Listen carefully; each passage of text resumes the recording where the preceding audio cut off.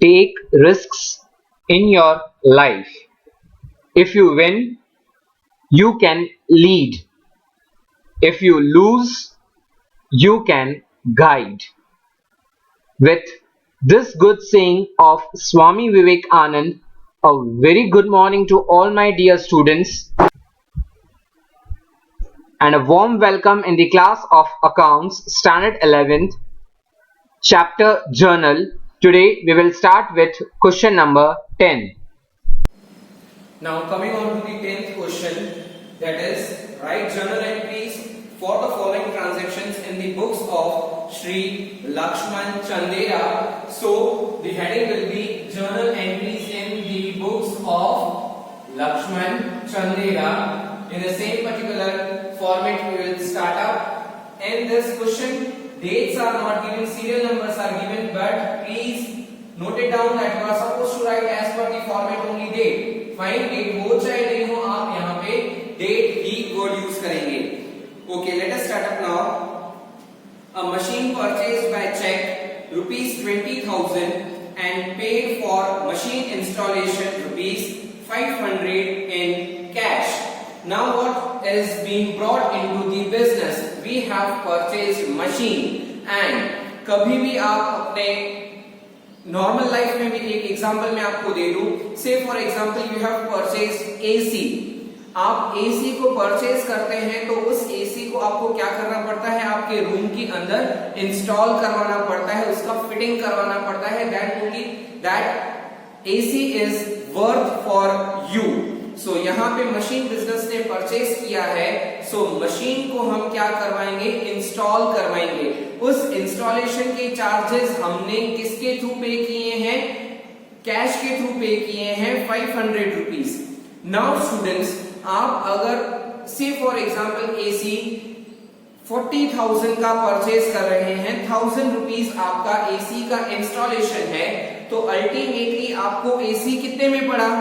You will not say 40,000, you will say 41,000, because जो भी installation charges हैं वो आपको उस असेट के अंदर कैलकुलेट करने हैं. Fine. So here also we have purchased machine of 20,000 and paid 500 for installation.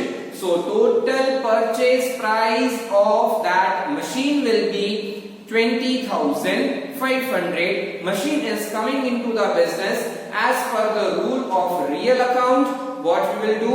We will debit the machine. So M/C, this is the short form for machine. Machine account debit. कितने से debit करेंगे हम? 20,500. ये 500 जो installation का charge है वो इसी में अपन को ऐड करना है. मशीन की प्राइस पे ही हम उसको क्या कर देंगे? ऐड कर देंगे. Always remember that whenever you are purchasing asset, आपका ट्रांजैक्शन बैंक के थ्रू ही होगा, वेदर इट इज मेंशन्ड और not. To bank account, to cash account. Now don't get surprise, दो मोड से अपने कैश जा रहे हैं. एक तो बैंक में से कौन सा कैश जा रहा है? जितना अपन ने मशीन का परचेजिंग किया है. मशीन का कीमत कितना था? That is ₹20,000. ओके, आपके यहाँ पे वो लेबर आया है मशीन को इंस्टॉल करने के लिए, उसे आप चेक नहीं देंगे, उसको आप तुरंत ही कैश दे देंगे. तो यहाँ पे ₹500 आपके बाहर जा रहे हैं बिजनेस में से, तो यहाँ पे आप क्या लिखेंगे? 500. Bank is also the giver, but bank में कितना अमाउंट लिखेंगे? जितने का असेट परचेज किया है, नॉट इंक्लूसिव ऑफ इंस्टॉलेशन. ध्यान रखेंगे ये बात, बैंक और कैश में कंफ्यूज नहीं होना है. बैंक में उतना अमाउंट आएगा जितने का आपने मशीन परचेज किया है. And what about cash? Cash में वो प्राइस आएगा जितना आप इंस्टॉलेशन की या दूसरे अदर चार्जेस पे कर रहे हैं ऑन परचेजिंग योर असेट. तो कैश में सिर्फ वो अमाउंट जाएगा. तो bank is the giver, cash goes out.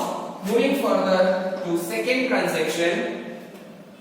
furniture purchase of 3000 from Kaveri Furniture and carriage paid in cash rupees 50. Now what you have done, you have purchased the furniture. Furniture is of rupees 3000 and what you have paid along with that, you have paid the carriage charges. Carriage charges you have paid are of rupees 50. So again you have purchased the asset for the business. So furniture is coming into the business. Furniture account debit. 2. As I have taught you, furniture में क्या क्या amount जाएगा? The cost price of furniture along with additional expenses.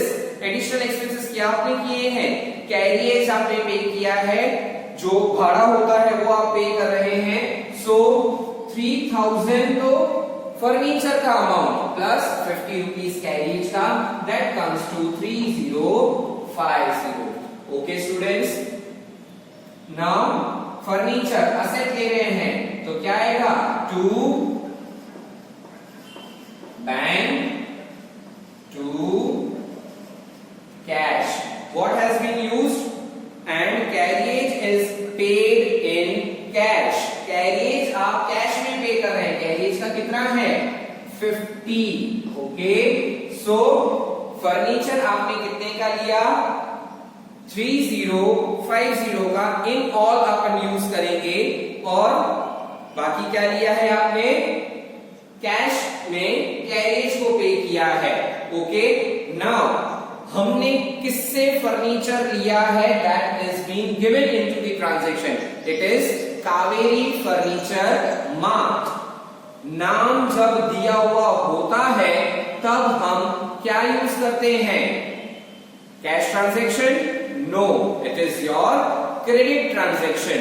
So जब आपको name of the particular shop का या person का दिया हुआ हो तो हम इसे क्रेडिट ट्रांजैक्शन मानेंगे. यहाँ पे बैंक हम लिख सकते नहीं है. Please make note of this point. ये कैश ट्रांजैक्शन नहीं है. कावेरी फर्नीचर मार्ट करके आपको यहाँ पर दिया हुआ है. सो हम लिखेंगे टू कावेरी फर्नीचर अकाउंट. कितने का आएगा यहाँ पे कावेरी फर्नीचर? 3000. जितने का फर्नीचर का आपका कॉस्ट हो. So please keep this point in your mind. यहाँ पर बैंक आएगा क्योंकि हमने मशीन किससे लिया था वो नहीं बताया था. तो जब नाम नहीं पता होता है तो अपन क्या ट्रीट करते हैं? उसे कैश ट्रांजैक्शन. और जब नाम पता होता है तो that is your credit transaction. Moving further on third. 50 shares of Mahalakshmi Mill purchased at 10 per share and brokerage 20 पैसा per share paid by check. हम क्या कर रहे हैं? महालक्ष्मी मिल के शेयर्स परचेज कर रहे हैं. जब हम शेयर्स परचेज करते हैं तो that becomes our investment. Fine, हमने कहां पे पैसा लगाया? हमने कहीं पे पैसा इन्वेस्ट किया है. किस चीज में इन्वेस्ट कर रहे हैं? आप शेयर्स खरीदने में इन्वेस्ट कर रहे हैं. ओके, जब आप शेयर्स खरीद रहे हैं तो उसका आप ब्रोकरेज पे कर रहे हैं. Brokerage in Hindi we will say dalali आप पे कर रहे हैं. सो इन्वेस्टमेंट किस में कर रहे हैं? शेयर्स में. इन्वेस्टमेंट इन शेयर्स अकाउंट डेबिट. पहले एंट्री सीख लेंगे फिर मैं आपको अमाउंट बताता हूं. और किसके थ्रू आप पे कर रहे हैं? That is paid by cheque. दोनों ही चीजें आप किस में पे कर रहे हैं? चेक से पे कर रहे हैं. चेक से पे कर रहे हैं. That will be to bank account. Now moving on to the calculation. कितने शेयर्स खरीदे हैं? 50 shares each of 100 rupees. So comes to 5000 rupees. Plus आपने क्या पे किया है? हर एक शेयर के पीछे 20 पैसा पर शेयर आप ब्रोकरेज पे कर रहे हैं. ये सब अपना आंसर आया है रुपीस में और 20 पैसे में दिया हुआ है. अगर उस 20 पैसे को कन्वर्ट करना what you will do? You will write 20 divided by 100. What is this? 100 are पैसा. अगर ये भी नहीं समझ में आता है तो I'll teach you 1 rupee is equals to 100 पैसेस. अपन को कितना ब्रोकरेज पे करना है? 20 पैसे पे करना है. तो वो रुपीस में कितना? Cross multiplication, so it comes to 20 upon 100. आप कैलकुलेटर पे क्या टाइप करेंगे? 5000 multiply by 0.2%. As and when you will do 0.2%, amount will come to rupees 10. So 5010. Okay. हम सब कुछ अमाउंट किसके थ्रू पे कर रहे हैं? बैंक के थ्रू पे कर रहे हैं. So in the column of investment in shares account debit, आप कितना यहां पर दिखेंगे? I'm writing over here 5010. और क्रेडिट में कितना दिखाएंगे? 5010. बिकॉज टोटल अमाउंट करके आप किसमें पे कर रहे हैं? बैंक के थ्रू चेक बनाकर आप 5010 का पेमेंट कर रहे हैं. Okay students, moving further on transaction 4, what it is?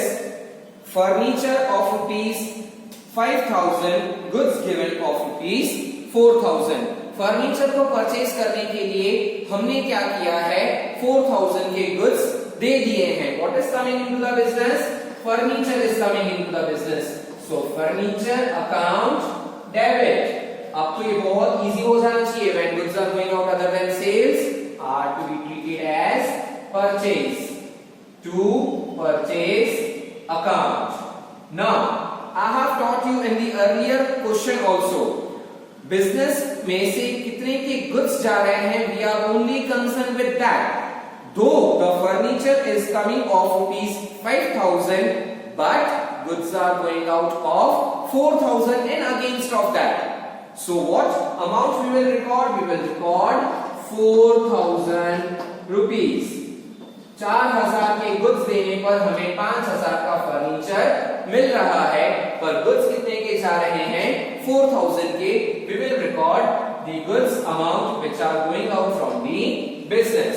Moving further, an old machine of 6000 sold for 5000. Machine कितने का है? 6000 का. आप कितने में उसको बेच रहे हैं? 5000 में. Now 6000 का मशीन जब 5000 में जा रहा है तो आपको फायदा होगा कि नुकसान? बट ऑब्वियस है कि आपको क्या होगा? लॉस होगा. कितने का था मशीन? 6000 का.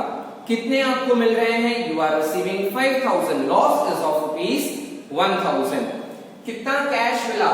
You are getting cash of 5000. Cash account debit. Why we have debited cash over here? Because we are getting cash comes into the business. The next one will be loss on sale of